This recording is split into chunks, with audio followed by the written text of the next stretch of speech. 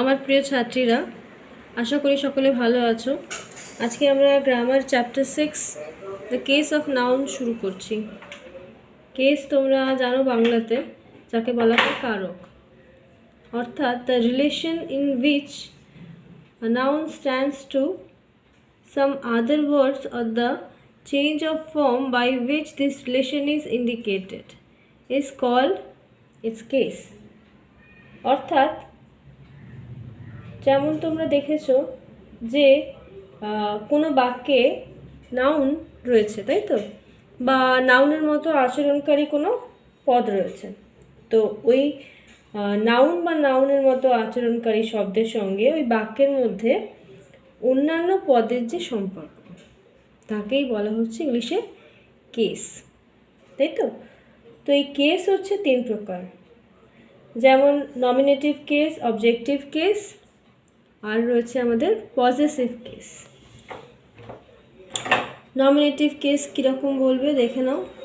when a noun or pronoun is used as the subject of a verb, it is said to be in the nominative case।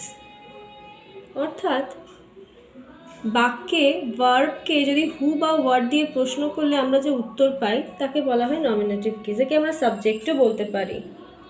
তুমি দেখো সেন্টেন্সগুলো, যে সন্তোষ hit the dog, এখানে যদি প্রশ্ন করা হু hit the dog, আমরা answer পাচ্ছি সন্তোষ, তো সন্তোষ হচ্ছে এখানে নমিনেটিভ কেস, বুঝতে পারছো। যেমন ধরো the child wants his mother, who wants his mother, so definitely the answer should be child. তো চাইল্ড হচ্ছে আমাদের নমিনেটিভ কেস, অর্থাৎ সাবজেক্ট যাকে বলা হচ্ছে সেটাই হচ্ছে আমাদের নমিনেটিভ কেস। সিমিলারলি আর cell phone is bought by Ratan, দেখো তাই তো, ওখানে যদি হোয়াট দিয়ে প্রশ্ন করে what is bought by Ratan, তো সেল ফোন আসবে আনসার, তো এটাও হচ্ছে আমাদের নমিনেটিভ কেস।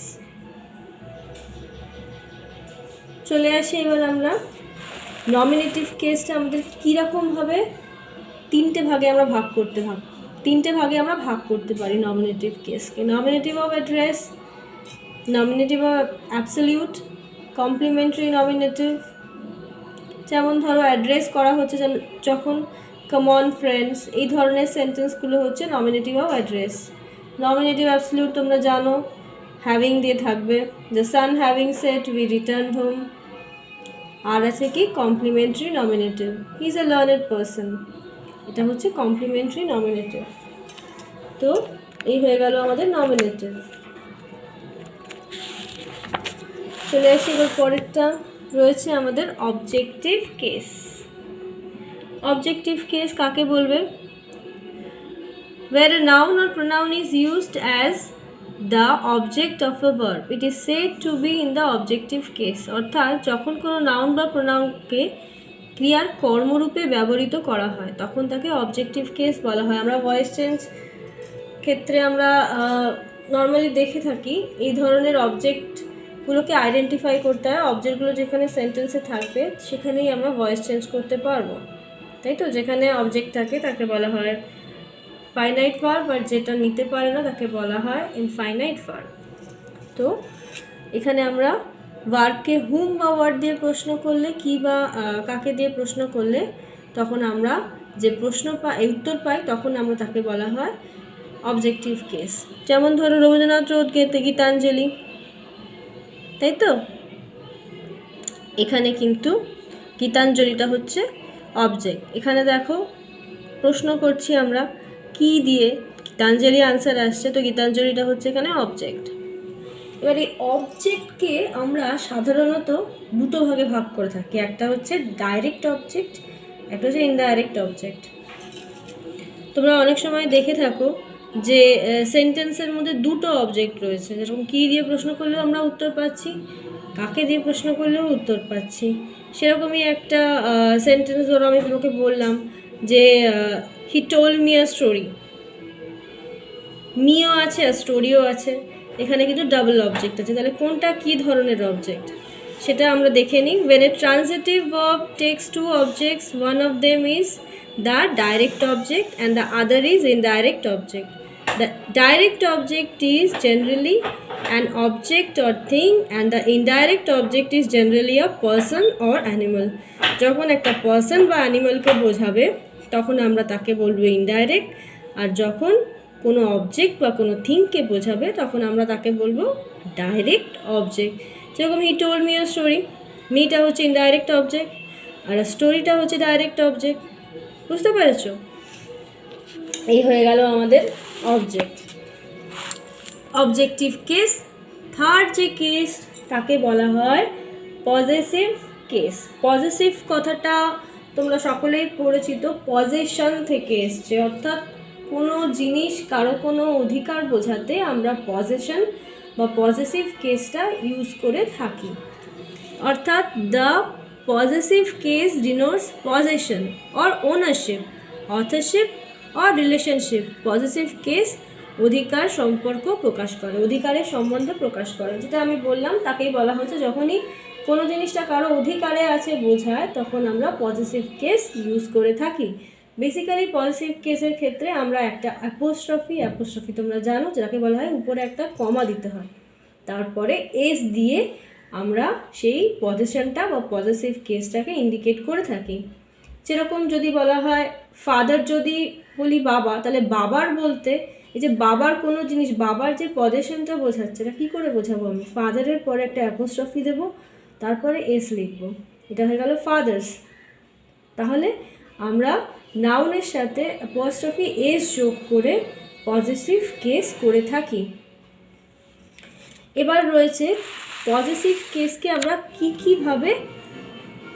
কী নিয়মে পজেসিভ কেস করে থাকি। 1 নম্বর ধরো সিঙ্গুলার নাউন প্লাস এস, অর্থাৎ অ্যাপোস্ট্রফি দেবে তারপর একটা এস দিয়ে দেবে, সেখানে তোমার পজেসিভ কেস হয়ে যাবে। যেরকম ধরো ওম্যান, উমেন্স, অ্যাপোস্ট্রফি এস।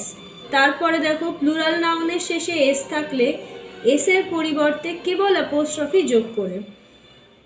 যেরকম আমরা বলি যে কোনো স্কুলের নাম ধরো আমি বললাম যে ইন্দু গার্লস হাই স্কুল, এই যে গার্লস, তাই তো? তো গার্লস বোঝাচ্ছে মেয়েদের স্কুল, গার্লসের পরে গার্লস লিখে তারপরে অ্যাপোস্ট্রফি দিলাম, তারপরে আর কিন্তু সেকেন্ড টাইম অ্যাপোস্ট্রফির পরে আর এস দেবো না, কারণ গার্লসের মধ্যেই অলরেডি এসটা রয়েছে। তাহলে প্লুরালকে অ্যাপোস্ট্রফি এই পজেসিভ করার নিয়ম হচ্ছে প্লুরাল থাকবে তারপরে একটা শুধু অ্যাপোস্ট্রফি দিয়ে দেবো বা উপরে একটা কমা দিয়ে দেবো, হয়ে যাবে সেটা কিন্তু পজেসিভ কেস। 3 নম্বর প্লুরাল নাউনের শেষে যদি এস না থাকে তবে এস যোগ করে পজেসিভ হয়। যেমন ধরো চিলড্রেন, এর তো শেষে তোমার এটা প্লুরাল নাউন, তাই তো? চিলড্রেন ইটসেলফ ইজ প্লুরাল, তো এর শেষে তো আবার এস নেই, তাহলে এটাকে আমি আবার পজেসিভ কেসে কীভাবে করব? এরপরে অ্যাপোস্ট্রফি এস দিয়ে দেবো, হয়ে যাবে সেটা কিন্তু পজেসিভ কেস, চিলড্রেন্স। তারপর দেখো জড় বস্তুর পজেসিভ কেস আমরা কি করে করব? জড় বস্তুর পজেসিভ পদ দিয়ে বা নাউনকে অ্যাডজেক্টিভে রূপান্তর করে।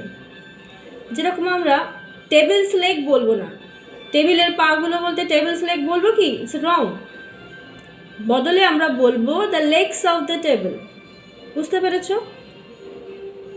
এই ধরনের জড় বস্তুর ক্ষেত্রে আমরা অফ দিয়ে বা নাউনকে অ্যাডজেক্টিভে রূপান্তরিত করে আমরা পজেসিভ কেস ইউজ করে থাকি। হলো।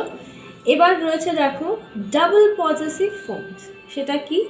পজেসিভের দুটি ফর্ম এস এবং অফ একসাথে ব্যবহার করে যখন অধিকার, উৎপত্তি বা সম্বন্ধ অনেকগুলির মধ্যে একটিকে বোঝায় তখন আমরা কিন্তু ডাবল পজেসিভ বলবো।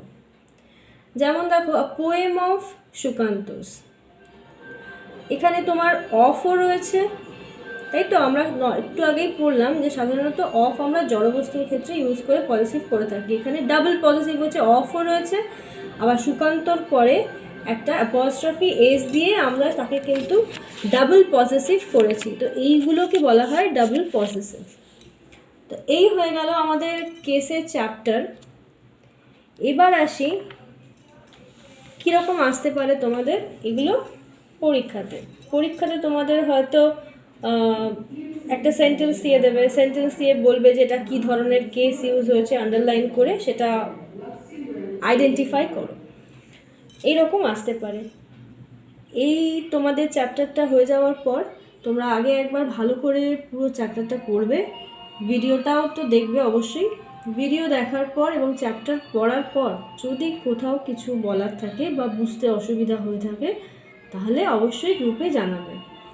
আর এইটা করার পর আরেকটা কাজ হচ্ছে, এক্সারসাইজ কিছু রয়েছে 1, 2, 3, 4, এই এক্সারসাইজগুলো তোমরা বইতে করলে পেন্সিলে করবে আর খাতাতেও করে রাখতে পারো।